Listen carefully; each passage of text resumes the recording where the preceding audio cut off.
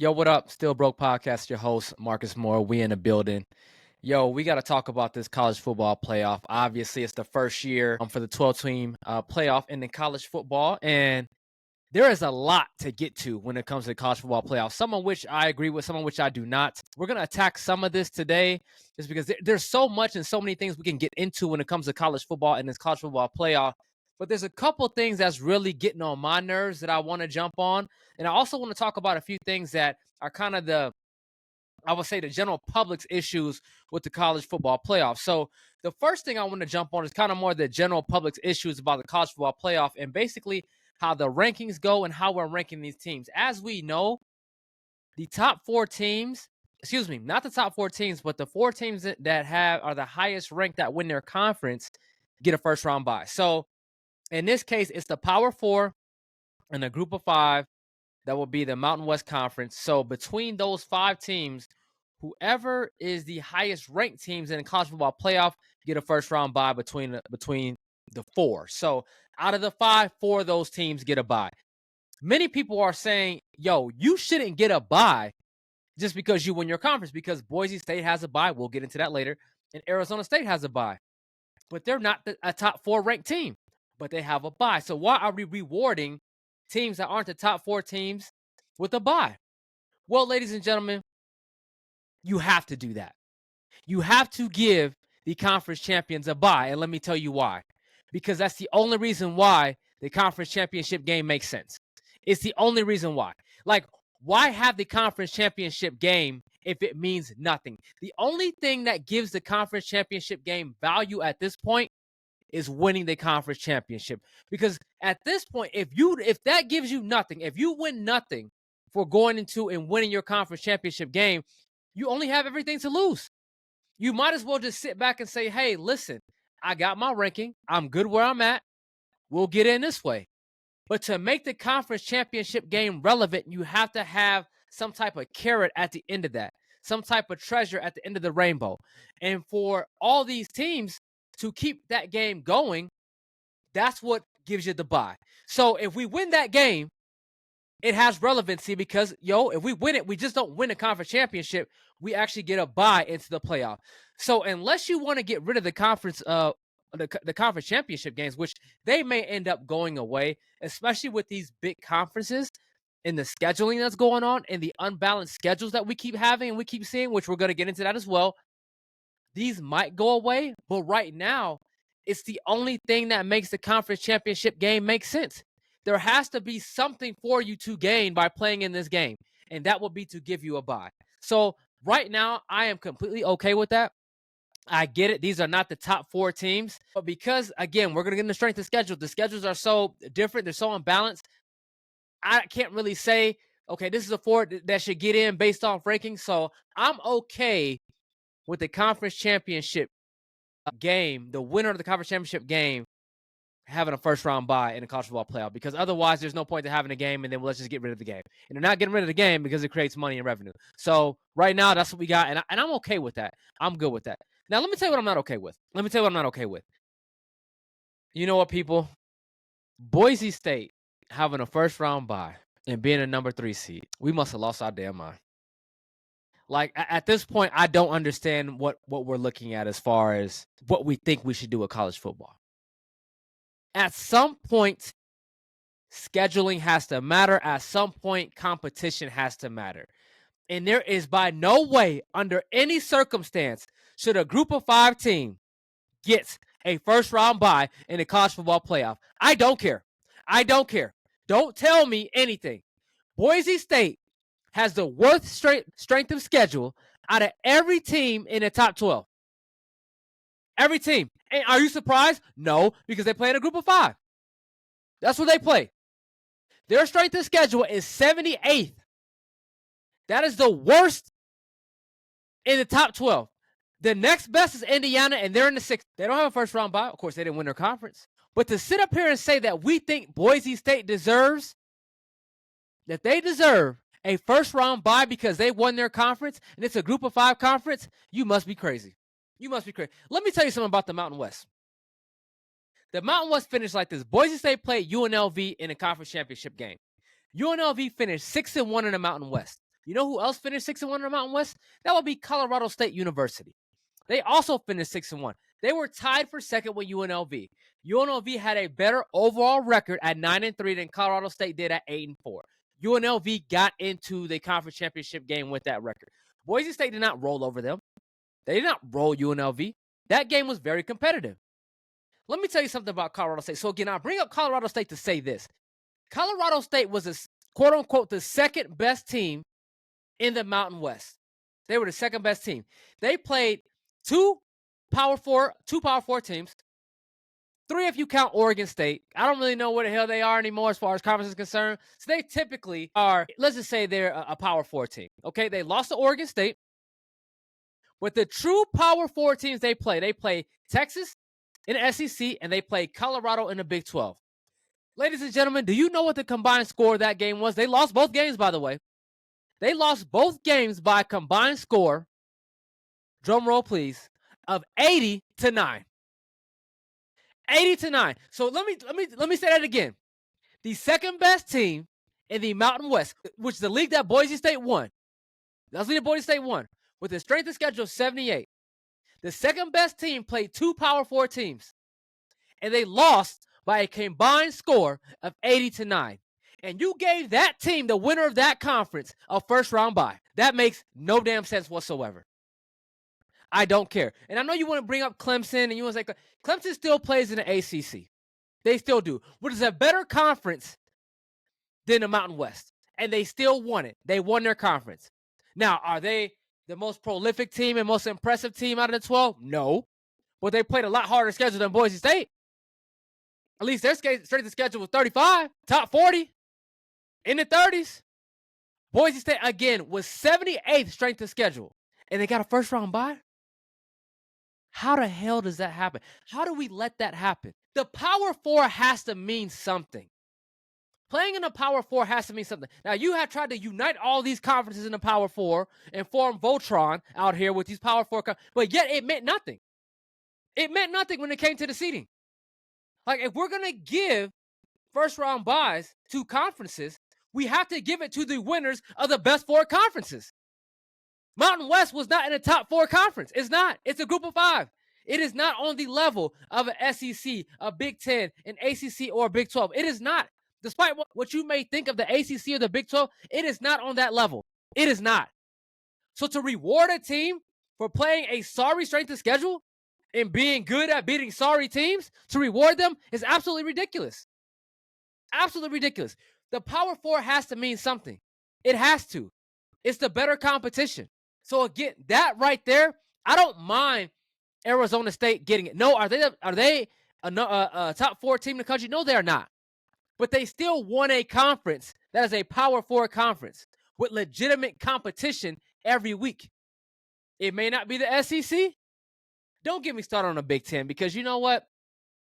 They kind of top heavy, and I still don't know if at the top they're that heavy. I really don't know that. I don't know that yet. Oregon's number one, no debate about that. Now, they're top talented, those top teams.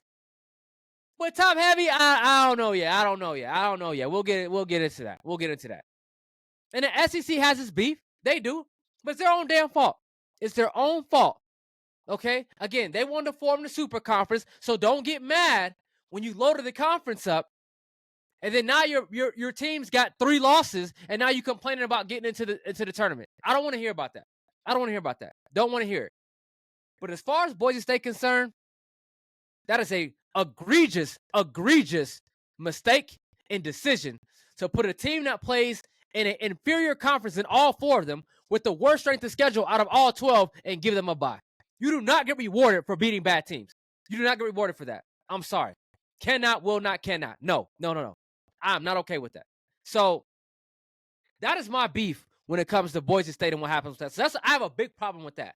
Now, let's move over to the SEC and kind of what's going on there.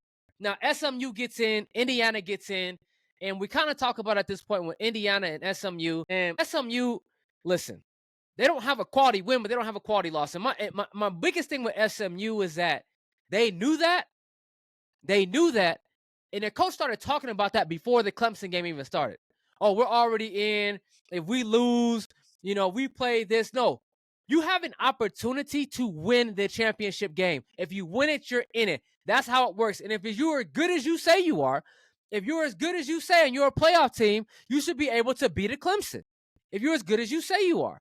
But instead, he was already ready to take the L and already had his defense ready for it.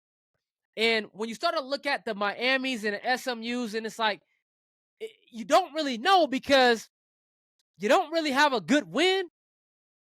So now we're talking about the quality losses. Like, do you have a quality loss? Like, is BYU a quality loss? Is Clemson a quality loss? Is Syracuse a quality loss? Is Georgia Tech? You start looking for the quality losses and not the quality wins, and I just don't like that. But because, again, the conferences have become so unbalanced right now, is that we don't know. We're not even playing the same schedule within conference. Now, I will say this: the SEC has one beef. They can say this, that 7 out of the toughest schedules have come from their conference. So the 7 teams with the 7 teams out of 10, so 7 out of the toughest schedules come from the SEC. So 7 out of 10. So they do have a beef when it comes to that. But again, it's your own damn fault. It's your own fault. You wanted to form this conference that way. You want to make it the toughest conference in the league. Well, there you have it. But still, even with the SEC, the conference is still so all over the place. And now with these 16-team conferences, like before, guys, we used to have 10-team conferences and 12-team conferences. And you would play 8 or 9 games. So you're playing most of the conference. Yes, you might miss 3 teams, but you're not missing 8. You're not missing half of the conference. And now that's what you're doing. Think about this, guys. Ladies and gentlemen. The Texas Longhorns played an SEC schedule. They're in the SEC. They played an SEC championship game. I never believed in them, and I'm going to tell you why. Because they didn't play a ranked team all year. They hadn't beat a ranked team all year. So you keep telling me the conference is that tough. Well, if Texas played an SEC schedule, how in a you-know-what did they not beat one ranked team all year? All year. They played one ranked team. And I'm talking about at the end, not when they played them. We look at all this when it's over, when the dust settles. So now that the dust has settled, we're looking at all the ranked teams. They have played one ranked team all year, Georgia, and lost to them twice. They got whooped at home physically by Georgia the first time in Austin, and then got beat again at a neutral site with a backup quarterback from Georgia. So always knew there was a fraud alert on Texas. Already knew. Fool's gold fraud alert on Texas. Already knew that. But you keep telling me that they have a top schedule. They don't. Now, it is in the top 20, but they didn't play a ranked team all year. So where do we put them? How much leeway do we give them? Because they kept skating by because they played in the SEC. But they didn't play any of the top teams. Again, they played Georgia twice and got beat twice. Okay? They played Tennessee? Nope. They played Alabama? Nope. Okay? They played South Carolina? Nope. Yeah. They didn't play the top teams. They didn't play LSU. Okay, they didn't play these teams. Okay, so they didn't play the upper echelon of the SEC. Okay? They didn't see the upper echelon of the SEC. They didn't see these schools. They didn't play these schools. So they were kind of skating by well. But I bring that up to say this, is that there's so many teams that not even the conference schedules are even. So when I hear a Lane Kiffin going back and forth and I hear a Lane Kiffin getting upset about the SEC is this and is that, you may not be wrong, Lane. You may not be wrong. But if you want to start looking somewhere, look at your own conference. When one of the teams that got in didn't beat a ranked team all year. And that was Texas. So if you want to be mad, which you should be mad at myself, you should be mad at yourself because of the L's you took later on in the year. So that's on you. But if you want to be mad at a team, look at your own conference. Look no further than Austin, Texas. That team got in based on reputation and based on talent. Because resume, they don't have a good win. They don't have a solid win. Like I said, they didn't play South Carolina that everybody says should get in. They didn't play Ole Miss.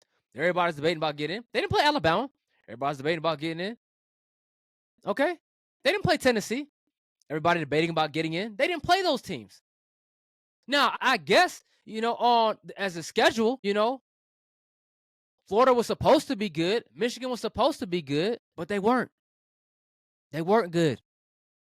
They weren't ranked teams. So when you keep talking about it, look at your own conference, man. Don't keep looking everywhere else. Don't get mad because of SMU. Don't get mad because of Indiana. You need to be mad at your own conference because the team that got in your own conference didn't play the schedule that you played, Lane. They didn't play the schedule that Georgia played. Georgia had the number one schedule in the country. They didn't play them. They didn't play Bama's schedule. They didn't play any of those schedules. They didn't play LSU schedule. They didn't play Oklahoma's schedule. Oklahoma had the number 4 hardest schedule in the country. They didn't even play that schedule. So you got to look at your own conference when you start looking everywhere else. So my issue is this, but I guess my issue with the college football playoff is that at some point, strength of schedule does have to matter. Like it does. It does. And I'm not here to say that I'm beefing about Texas getting it. Okay. Do I still think they're a top 12 team in the country? I do think that.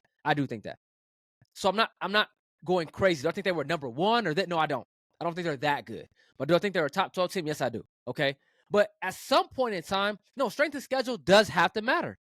And when you're playing a Power 4 conference, you get the benefit of the doubt over a Boise State. I don't care if Clemson has 3 losses or not. I don't care. What would the score be if they played in Mountain West? How many losses would they have? With the team that had the 78th ranked strength of schedule?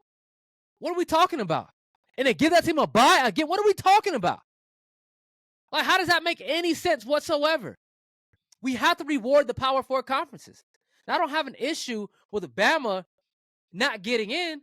Do I think that they're a top 12 team? I think they're fringe. They're fringe. Do I know for sure they're better than Indiana? I don't. I think their talent level may be. I don't know for sure they're better than Indiana. Would I bet them to beat SMU? I would, but I don't know for sure. They lost to Vanderbilt. They got whooped by Oklahoma. Now, we'll say this. The OU loss, Oklahoma has good enough players to beat anybody. Like, their roster is good enough and their talent level is good enough to beat anybody. So I'm not as... That loss right there for me is like, that can happen. Because if Oklahoma comes ready to play, they can beat anybody because they have that type of talent on their roster. But the Vanderbilt loss for me is the one that's like, that's the one that I can't get over. That's the one I can't get over. You lose to Vandy, I can't get over that one. You beat Vandy, you lose to Oklahoma, lose to Tennessee. I'm okay with that. But do I know for sure that they're better than Indiana? I don't know that for sure. I would bet them to win, but I don't know. Do I know for sure that they're better than SMU? I think so. I think so. They play a lot tougher schedules. I think SMU has the same record playing Bama schedule. I don't. But when you lose 3 games, you leave it up for me to debate. And see, that's where it is. It's not case closed for you.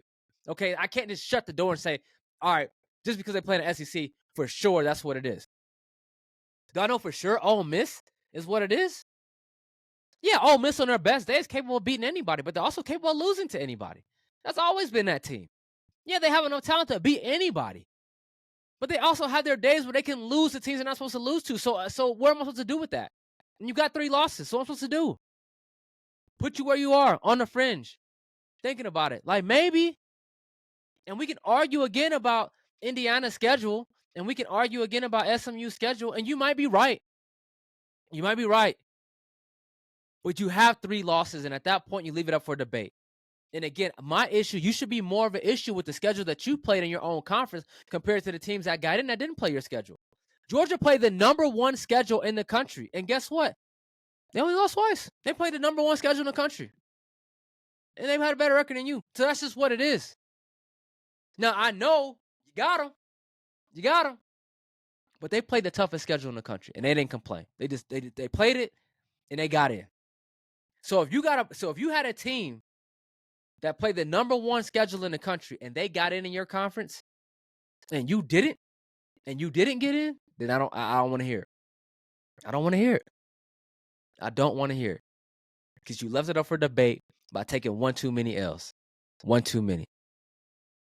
But again, with that being said, this is not for me about more than what the SEC is. It's more about rewarding a team like Boise State in a group of 5. A group of 5 to get a first round bye? That is absurd by the committee.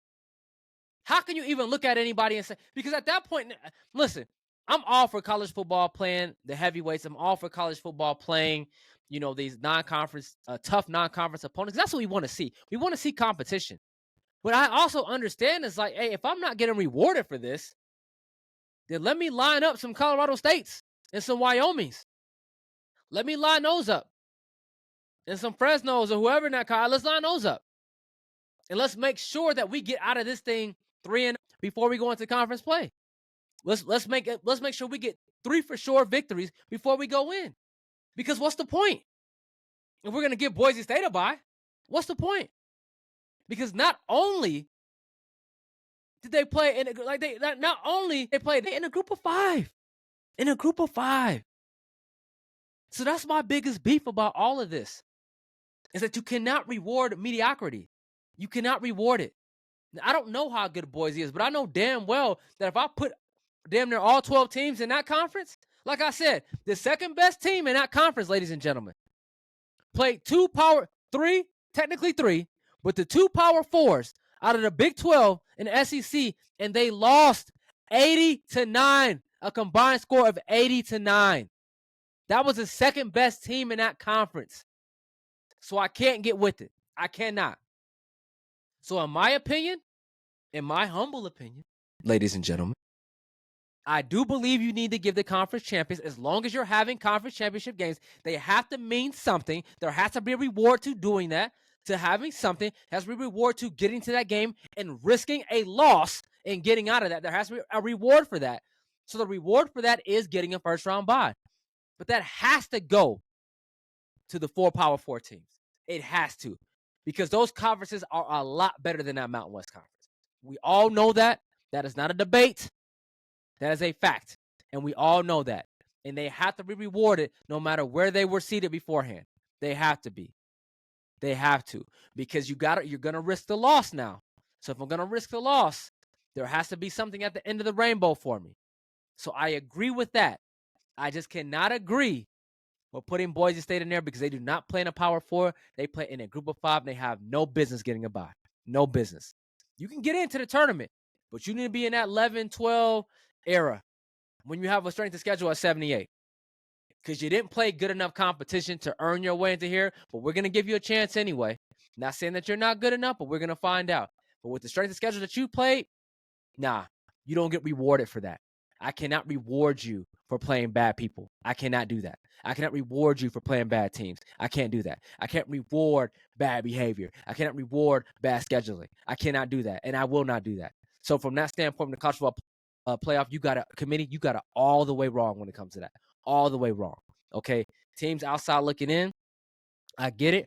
But when you lose 3 games, don't care what conference it is, you put it up to debate. And when it's up to debate, and when the case not closed, you got to live with the decision.